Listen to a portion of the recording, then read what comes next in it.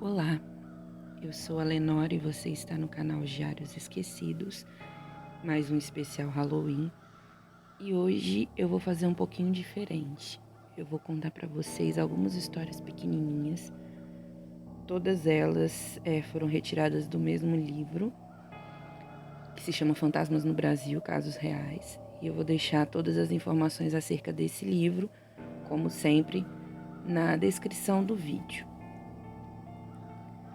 E antes de começar, como sempre, eu gostaria de pedir para vocês para deixar o like, fazer um comentário, ativar o sininho e, se possível, compartilhar o meu vídeo com alguém que você acha que vai gostar desse tipo de conteúdo. Bem, vamos lá?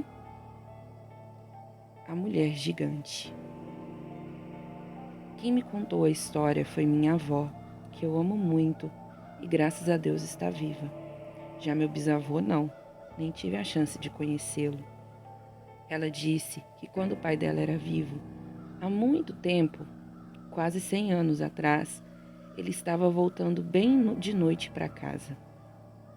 Na época, ele era tido como malandro, não desses de beber e pegar a mulher, mas pelo jeito de se vestir e de sair com os amigos. Meu bisavô jamais sequer colocou uma gota de álcool na boca. E estava em um boteco com os amigos conversando quando ouviu várias pessoas falando: "Ah, você viu a mulher gigante na rua esses dias? Todo mundo tem visto." E ele disse: "Papo furado, isso não existe." Por volta das 2 da manhã, ele saiu do boteco e voltou para casa sozinho. As ruas eram pouco iluminadas naquela época e os postes ainda eram de madeira. No caminho para casa havia uma encruzilhada, um dos lugares preferidos para se fazer despacho de macumba. Havia, perto daquela encruzilhada, um terreiro com mato alto, abandonado, cercado com arame farpado, que iria ser construído ali uma casa ou algo do tipo. Quando meu biso passou por ali, ele viu passar por debaixo do arame uma mulher maior que o tamanho do poste, de vestido branco, com uma cesta na cabeça, Maria Chiquinha, e uma cara emburrada que olhava fixamente nos olhos dele. Meu biso, coitado, quase teve um treco. Ele, sem saber o que dizer, falou: "Boa noite." E a mulher gigante respondeu: "Hum, bem grave." Meu biso acelerou o passo e, quando olhou para trás, não viu mais nada. Ele chegou em casa e chamou a mãe dele e contou o que havia acontecido. E ela acreditava totalmente nele. Ele jurou por Deus que era verdade o que ele viu. Essa história é passada há várias gerações. Sei que não é algo de causar medo, mas é algo meio fora do comum. Fim da primeira história. História número 2. Minha mãe foi atacada pelo povo das sombras. Desde pequeno, sempre convivi com minha mãe tendo pesadelos. Por diversas vezes acordava de madrugada para acordá-la e sempre voltávamos a dormir. Mas dessa vez, nunca tinha visto minha irmã tão apavorada. Era como se fosse a primeira vez. Foi em uma madrugada de domingo. Há uns 6 meses atrás eu havia ido dormir cedo, pois treinaria voleibol no domingo pela manhã, como de costume. Me despedi de minha mãe, que ficava vendo televisão, e fui deitar. Um pouco mais tarde, vi minha mãe indo dormir, na cama embaixo da beliche. A desejei boa noite, porém ela não me respondeu.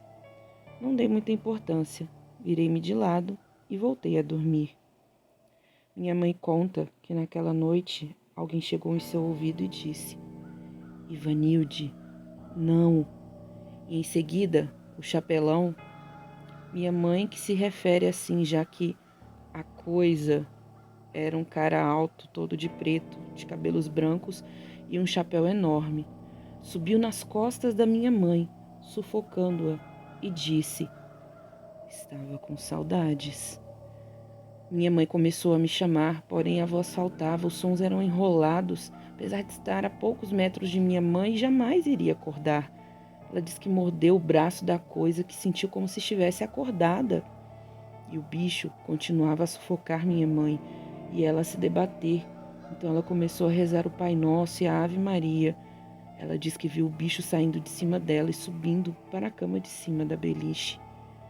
Minha mãe estava com medo de levantar e ir acender a luz, medo de levantar e o bicho pular em suas costas. Então ela me chamava e nada de eu acordar, nem um movimento sequer. Tem o costume de me cobrir e deixar um dos pés para fora, encostado no ferro da cama. Nessa hora, eu, por incrível que pareça, senti frio no pé, mas um frio extremamente incômodo, e me mexi, e minha mãe gritou: Aleph, Aleph, acende a luz, por favor.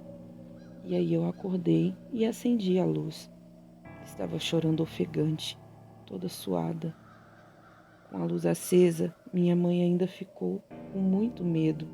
Deu um pulo da cama dela para a minha, ficando estática, olhando para a beliche de cima, como se houvesse algo lá. Eram umas 3 e tantos da manhã. Nem eu e nem ela voltamos a dormir. Nunca tinha visto minha mãe com tanto medo. Estava nos olhos dela. Nos dias que sucederam, minha mãe não queria ficar no quarto. Por vários dias, ela ficou dormindo na sala, no sofá. E agora, dormimos todos os dias com a luz do banheiro ligada. Final da segunda história. História número 3. A mulher que pedia socorro. Me chamo Giovana e sou de Varginha, Minas Gerais, a famosa cidade do ET. Tenho 15 anos e meu irmão 18. Quem nos contou esse relato foi meu pai, e isso ocorreu já faz muito tempo. Certo dia, voltando de Angra dos Reis, no Rio de Janeiro, ele resolveu nos contar e mostrar aonde aconteceu. Meu pai é formado em medicina e assim que formou, começou a trabalhar na ESA, Escola de Sargento das Armas. Um amigo cirurgião dele estava vindo de uma viagem junto com sua esposa e quando passou, apareceu uma mulher com roupa toda cheia de sangue pedindo ajuda e falando para ele descer do carro para ajudar, porque seu carro tinha capotado no barranco e seu filho e seu marido estavam machucados. Sua mulher falou para ele não descer do carro porque poderia ser um assalto. Então ele falou que tinha que ajudar. Desceu e falou para ela ficar calma e perguntou o que ela queria fazer. Ela disse que queria que ele descesse com uma lanterna para tentar resgatar sua família. Então, ele a chamou para ir no posto da polícia que tinha logo ali, e ela disse que não queria e que ia esperar ele chegar com a ajuda. Então, ele foi correndo, pegou uma lanterna e uma corda no posto e voltou. Chegando lá, ele não encontrou mais ninguém e imaginou que ela tinha descido para ajudá-los. Ele voltou correndo para o posto da polícia e explicou tudo o que aconteceu e falou para eles irem ajudar a moça. O sargento falou para ele ficar calmo e explicou que isso foi um acidente que aconteceu já fazia 40 anos e que ela sempre aparecia pedindo ajuda e depois sumia. Logo depois que o sargento explicou, ele e sua mulher chegaram passando mal na emergência onde meu pai atendia e ele perguntou o que aconteceu e explicou tudo. Meu pai diz que seu amigo, que é médico, jamais inventaria uma coisa dessas e nos mostrou aonde essa mulher aparece. Meu pai também não gosta de tocar nesse assunto e nem de contar essa história. Só contou porque sabe que eu adoro esse tipo de coisa. Final da terceira história. Quarto relato. A menina do parque. A história que eu vou contar agora aconteceu quando eu tinha 10 anos. Minha mãe sempre caminhava em um parque perto da minha casa, mas ela não gostava de me deixar sozinha em casa, então me levava junto. Me lembro de odiar ir com ela porque ficava caminhando até anoitecer e eu ficava apenas sentada na grama sem fazer nada. Uma tarde em que ela estava caminhando e eu sentada na grama como sempre, veio uma menina falar comigo. Lembro-me perfeitamente da aparência dela. Era branca, tinha os olhos levemente puxados, usava óculos, cabelos cacheados e uma pinta na bochecha perto do olho esquerdo. Nós conversamos muito. Lembro que ela sabia fazer estrelinha e eu não. Lembro que ela disse que tinha 11 anos e me lembro também que seu nome começava com M. Só não lembro que nome era. Nós falávamos sobre uma viagem que eu havia feito para o Rio de Janeiro, quando ela de repente começou a me contar que o pai dela era de uma tribo indígena e que às vezes ia lá. Depois, me contou que havia sofrido um acidente de carro com o pai, a madrasta e a irmã. Disse que havia batido a cabeça em uma árvore e tinha perdido um pedaço do crânio e do cérebro. Eu estava assustada com aquela história, então ela pegou minha mão direita e disse: "Sente aqui." E colocou minha mão sobre a parte de sua cabeça que teria sido supostamente arrancada no acidente, e eu senti como se não tivesse cabeça por baixo do cabelo. Puxei a mão rapidamente, assustada, e a menina apenas sorriu. Depois conversamos mais um pouco e minha mãe me chamou para ir embora. "Com quem você estava falando?" minha mãe me perguntou. Quando me virei para mostrar a menina, ela havia sumido. Eu não me liguei e comecei a contar aquela história para minha mãe inocentemente. E ela só disse: "Nossa, que estranho." 2 anos depois, contei para minha tia sobre uma menina estranha que eu havia conhecido no parque e contei também a história que ela havia me contado. Minha tia, que é muito inclinada para o espiritualismo, acreditou que a garota podia ser, na verdade, um espírito e me pediu para procurar na internet sobre acidentes de carro ocorridos em Porangatu, a cidade onde a menina havia afirmado que tinha acontecido o acidente.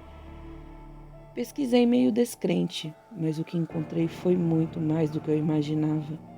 Naquele ano, 2 meses antes de eu ver a menina no parque, havia ocorrido um acidente de carro em Porangatu com o pai, suas 2 filhas, de 4 e 11 anos, e a madrasta das meninas. Todos do carro haviam morrido no acidente, mas a menina de 11 anos estava sem cinto, portanto voou pela janela e bateu a cabeça em uma árvore, morrendo após perder parte do crânio e cérebro. Seu nome era Marina e seu pai era de uma tribo indígena do Tocantins. Fiquei pasma quando descobri. De todas as experiências paranormais que vivi, essa eu nunca vou esquecer. Fim de todas as histórias. Bom, eu espero que vocês tenham gostado. Se vocês gostaram desse formato com mais histórias por vídeo, é só me falar que eu também tenho uma grande coletânea de histórias menores e assim eu gravo mais. É isso, então. Obrigada e tchau, tchau.